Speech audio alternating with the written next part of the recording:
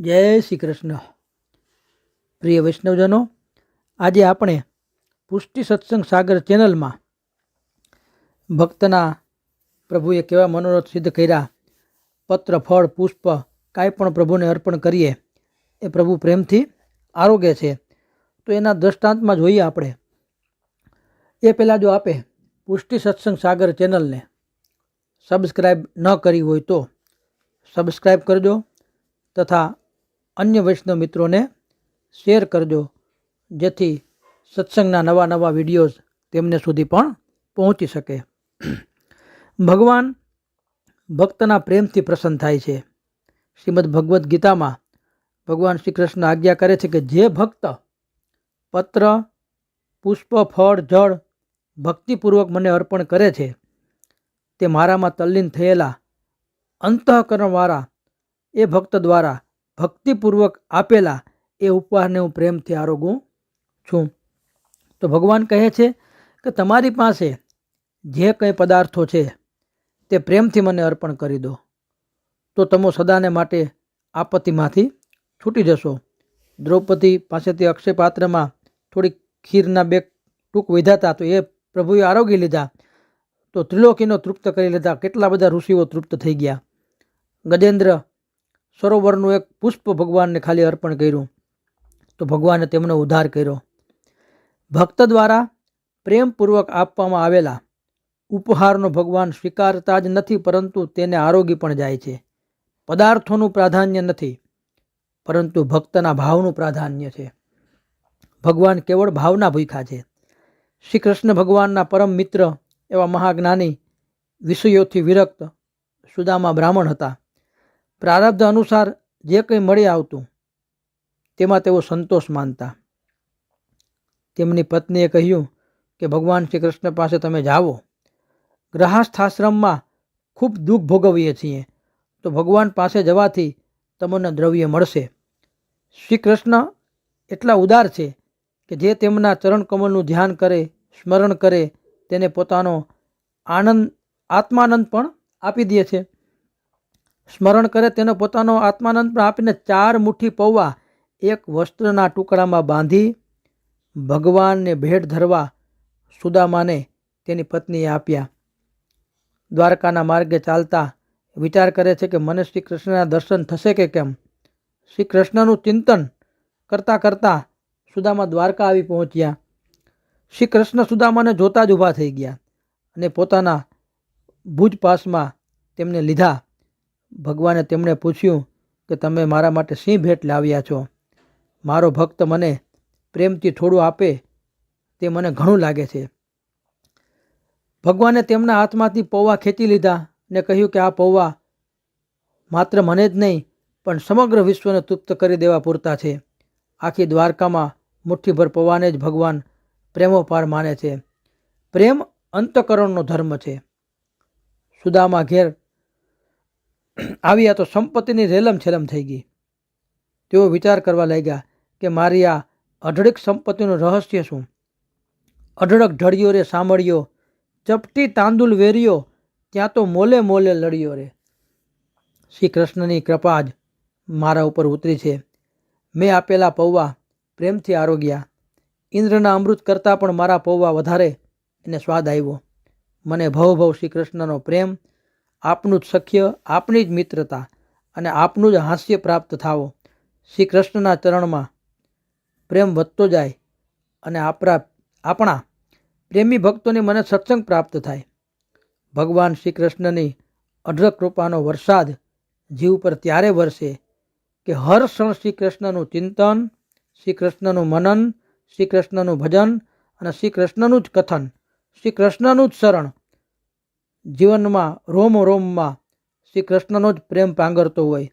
તેના નયનોમાં ગોપીભાવ નીતરતો હોવો જોઈએ. ભક્તના હાથમાં સલુના સાવરિયાની સેવામાં જ કૃતાર્થ થતા હોવા જોઈએ. તેમના હાથ તેમની હૃદય કુંજમાં રાસવિહારી રમતા હોય. આવી અનન્યતા એક જ કૃષ્ણ પ્રત્યે હોય તો આ કામ બની આવે. શ્રી કૃષ્ણ પ્રત્યે જ અનન્ય પ્રેમ હોવો જોઈએ. કેવો પ્રેમ? જેવો ભમરાનો કમળમાં, ચકોરનો ચંદ્રમાં, મૃગનો રાગમાં, નાગનો પોતાના મસ્તક પરના મણીમાં, માછલાનો જળમાં, પતંગિયાનું દીવામાં, ચાતકનો સ્વાતિના વરસતા જળ પ્રેમમાં, તેવો પ્રેમ ભક્તનો શ્રી કૃષ્ણમાં હોવો જોઈએ. અને આવો પ્રેમ હોય તો જ શ્રી કૃષ્ણની અઢળક કૃપા તેના પર થાય. એક ભગવદીએ ગાયું છે કે ધન્ય ધન્ય ભક્તજનોના ભાવરે રસિયા રીજતા રેલોર, એમને સંગે સઘળા કાજ કે સહેજે સિદ્ધતા રેલોર. તો ભક્ત કવિ દયારામભાઈ આપણે થઈ ગયા પુષ્ટિ માર્ગમાં, એ પણ કહે છે કે નરસિંહ મહેતાને ટેક એક કૃષ્ણ ગાયે. નરસિંહ મહેતાએ જીવનભર કૃષ્ણ કૃષ્ણનો જ ભજન કીર્તન કૃષ્ણના. રામ નહીં બોલે ઓર કિતો કહી ચલી હે. રામ એના ભજનમાં ક્યાંય રામ શબ્દ જ નથી આવતો. ઓર હું અનન્ય રામ ભક્ત તુલસી ટેકી હે. પાછા તુલસીદાસજી એવા ટેકેલા રામ ભક્ત હતા કે છે રામચંદ્ર સિવાય ક્યાંય માથું ન નમાવે. કૃષ્ણચંદ્ર રામ ભયે લગી ટેક ભલી હે. તો ભગવાન કૃષ્ણને પણ રામચંદ્રજી રૂપે દર્શન દેવા પડ્યા. ત્યાં નમન કર્યું. દેવી કો નમન નહીં કિનો મીરા પતિવ્રતા, ગિરધારી બિના મતી કહું નહીં ચલી હે. તો હવે આ મીરાબાઈ પરણીને સાસરે આવ્યા તો તેમની સાસુમાં પોખણા કરવા ઉમરા ઉપર ઊભા રહ્યા. પોખણા કરી અને તેના સાસુ મીરાબાઈને કહે છે કે આપણા કુલ દેવતા ઘરમાં બિરાજે છે, તો તમે ત્યાં એને નમસ્કારને દંડવત કરી આવો. મીરાબાઈ કે મેરો તો ગિરધર ગોપાલ, મારે કાંઈ લાગે નહીં. તો કે એમ ન બોલાય, કે તમારો ચૂડી અને ચાંદલો અખંડ રહેશે કુલ દેવતાને તમે જો પ્રણામ નમસ્કાર કરો તો કે તો મારા સસરા ક્યાં? કેમ કે મીરાબાઈના સાસુ એ વિધવા હતા, તો એના સાસુ કાંઈ બોલી ન શકાય. એટલી અનન્ય ટેક કૃષ્ણમાં હતી મીરાબાઈને. દેવી કો નમન નહીં, એને જે દેવી હતા એને નમન કર્યું નહીં. કિનો મીરા પતિવ્રતા, ગિરધારી બિના મતી કહું નહીં ચલી હે. દયારામ કહે, દયારામભાઈ કહે, પંચપ્રિયા કો નહીં જાને. આવા 5 જણા છે, નરસિંહ મહેતા, તુલસીદાસજી, મીરાબાઈ. તો ઇન પંચપ્રિયા કો કોણ નહીં જાને, ઇત્યાદિ ટેકી કો કીર્તિ જગ મિલી હે. અને આવા ટેકીલા ભક્ત હતા ને એને જ જગમાં એની કીર્તિ અને એના રિષભ મળી છે. તો નરસિંહ મહેતાએ ફક્ત કૃષ્ણના જ પદ ગાયા, રામ બોલ્યા જ નથી. તો અનન્ય દેવી દેવતાઓની વાત તો શું કરવી. તુલસીદાસને પણ રામચંદ્રજીમાં જ અનન્યતા હતી કે શ્રીનાથજીને પણ રામચંદ્રજી રૂપે દર્શન આપવા પડ્યા.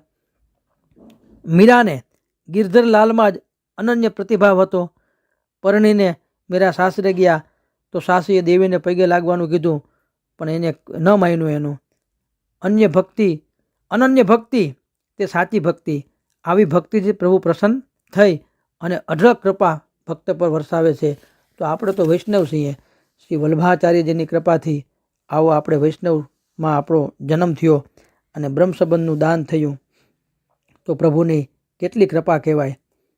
તો જીવ પ્રભુને કહે કે પ્રભુ મારાથી સેવા નહીં બને, હું લૌકિકમાં આસક્ત છું. તો પ્રભુ કહે તો ભાઈ તારે બીજા જન્મે આવવું પડશે અને બીજા જન્મમાં સેવા કરવી પડશે. તે જન્મમાં નહીં કરે તો ત્રીજી વાર જન્મ લઈને આવવું પડશે. એટલે પુષ્ટિ માર્ગ જીવ એકવાર પુષ્ટિ માર્ગમાં આવ્યો તો એના સેવા કર્યા વિના છૂટકો નથી. જ્યારે આપણે જાણીએ છીએ કે આ વસ્તુ આપણે કરવાની જ છે તો પછી આ જન્મમાં શા માટે ન કરવી. પુષ્ટિ માર્ગનું આ રહસ્ય સમજાવીએ તો સ્વતઃ કર્તવ્ય જાગશે. લૌકિક દ્રષ્ટાંતથી અલૌકિક સમજાય છે. લૌકિકમાં પણ જ્યારે આપણને ખબર પડી જાય કે આ કાર્ય આપણે જ કરવાનું છે, આ કાર્ય કર્યા સિવાય છૂટકો નથી, તો ડાયો માણસ શું કરશે, શું સલાહ આપશે? કહે છે કે ભાઈ સરકારી પેનલ્ટી લાગી છે એ ભર્યા વિના છૂટકો જ નથી. જીઈબી પાસે લડવાથી કોઈ ફાયદો નથી, આવીને મીટર કાઢી જશે, એ પહેલાં ચૂપચાપ એ પેનલ્ટી ભરી દેવી. આમ સમજદાર માણસે જ્યારે સિદ્ધાંત સમજમાં આવી જાય તો એ શું વિચારે કે ભગવત કૃપાથી બ્રહ્મ સંબંધ લીધું છે, હું પુષ્ટિ સૃષ્ટિમાં છું, પ્રભુનો દાસ છું, પ્રભુનો જીવ છું. મારું સર્જન પ્રભુએ પોતાની સેવા માટે કર્યું છે. મારાથી સેવા નહીં બને તો પાછું મારે જન્મ લેવો પડશે. 7 જન્મે પણ મારે મારું કર્તવ્ય તો કરવું જ પડશે. આ જન્મમાં નહીં તો એવા 7 જન્મમાં. તો પછી આ જન્મ શા માટે વ્યર્થ જવા દઉં? શ્રી મહાપ્રભુજીની વાત તદરૂપ સેવાર્થે તત્સૃષ્ટિ નાન્યથા ભવેત. એ અન્યથા થતી નથી, નિષ્ફળ જતી નથી. પુષ્ટિ સૃષ્ટિના અંતરમાં જે દિવસે આ વાત, પુષ્ટિ જીવના અંતરમાં જે દિવસે આ વાત સમજમાં આવી જાય ને ત્યારે સમજદાર માણસ હશે એ વિચારશે કે ભાઈ મારે કંઈક કરી લેવું જોઈએ. એવી વાત મનમાં ન લાવીએ. આ ન બને. શ્રી મહાપ્રભુજી આપણને બધા વિકલ્પો આપે છે કે એક કાલો, દ્વિકાલો, ત્રિકાલો વા ભજેદ.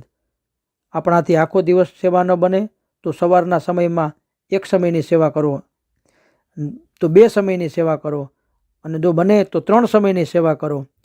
એક સમયની સેવા એટલે સવારે મંગલાથી બપોર સુધીનો સમય ને બપોરથી રાજભોગ સુધીનો, અને સાંજ એટલે ઉત્થાપન તે શયન લગીની.